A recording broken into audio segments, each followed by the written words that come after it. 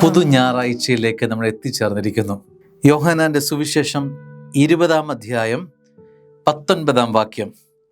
ആഴ്ചയുടെ ആദ്യ ദിവസമായ അന്ന് വൈകിട്ട് ശിഷ്യന്മാർ യഹൂദരെ ഭയന്ന് കതകടച്ചിരിക്കെ യേശു വന്ന് അവരുടെ മധ്യേ നിന്ന് അവരോട് അരുളി ചെയ്തു, നിങ്ങൾക്ക് സമാധാനം. ഇപ്രകാരം പറഞ്ഞുകൊണ്ട് അവൻ തൻ്റെ കൈകളും പാർശ്വവും അവനെ കാണിച്ചു. കർത്താവിനെ കണ്ട് ശിഷ്യന്മാർ സന്തോഷിച്ചു. സ്നേഹമുള്ളവരെ, 2 വാക്യങ്ങളാണ് നമ്മളിപ്പോൾ വായിച്ചത്. ആഴ്ചയുടെ ആദ്യ ദിവസമായ അന്ന് വൈകിട്ട് ശിഷ്യന്മാർ യഹൂദരെ ഭയന്ന് കതകടച്ച്. സ്നേഹമുള്ളവരെ, ഭയന്ന് കതകടച്ചിരുന്ന ശിഷ്യന്മാർ യേശുവിനെ കണ്ടു കഴിഞ്ഞപ്പോൾ സന്തോഷിച്ചു എന്നാ പറഞ്ഞത്.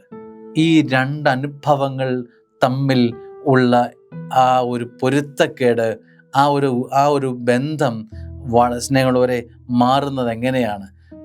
ഒരു മുറിക്കുള്ളിൽ ഭയന്ന് കതകടച്ചിരുന്ന ശിഷ്യന്മാർ ഈ ഭയം മാറുകയാണ് യേശു അവരുടെ ജീവിതത്തിലേക്ക് വന്നപ്പോൾ. ഇതാണ് പ്രത്യേകത. ഈശോയ്ക്കുള്ള എൻട്രി, ഈശോയ്ക്കുള്ള പ്രവേശനം നമ്മുടെ ജീവിതത്തിലേക്ക് ലഭിച്ചു കഴിഞ്ഞാൽ ഭയം നമ്മുടെ ജീവിതത്തിൽ നിന്ന് അന്യമായി പോകും.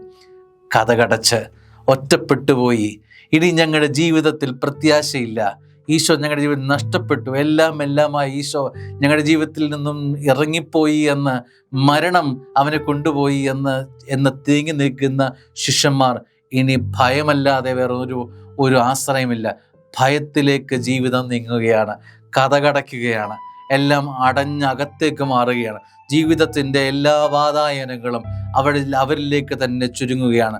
പുറത്തുനിന്ന് യാതൊന്നും അകത്തേക്ക് പ്രവേശനമില്ലാത്ത ജീവിതമായി ശിഷ്യന്മാരുടെ ജീവിതം മാറുമ്പോൾ, അകത്തേക്ക് ഇരുട്ട് മാത്രം നിലനിൽക്കുമ്പോൾ ആ ഇരുട്ടിലേക്ക് ഒരാൾ പ്രവേശിക്കുകയാണ്. അവൻ്റെ പേര് യേശു. സ്നേഹമുള്ള ദൈവവൈതലേ, നിന്റെ ജീവിതം ഇരുള് നിറഞ്ഞതാണോ? മറ്റൊന്നിനും പ്രവേശനമില്ലാത്ത വിധത്തിൽ കതക് സാക്ഷായിട്ട് അടച്ചിട്ടിരിക്കുകയാണോ? അങ്ങനെ ഭയന്നിരിക്കുന്ന ജീവിതത്തിലേക്ക് വാതിൽ തുറന്ന് അവന് പ്രവേശനം കൊടുക്കാമോ? ശിഷ്യന്മാരുടെ ജീവിതത്തിൽ സംഭവിച്ചത് അത് തന്നെ എൻ്റെ ജീവിതത്തിലും സംഭവിക്കും. അവൻ്റെ ജീവിതത്തിലേക്ക് പ്രവേശിച്ചപ്പോൾ അവർ സന്തോഷിച്ചു. ഹാപ്പിനെസ്, ജീവിതത്തിലേക്ക് ആനന്ദം തിരികെ വരും. ഭയം മാറും, ആനന്ദം ജീവിതത്തിലേക്ക് കടന്നു വരും. ആമേൻ.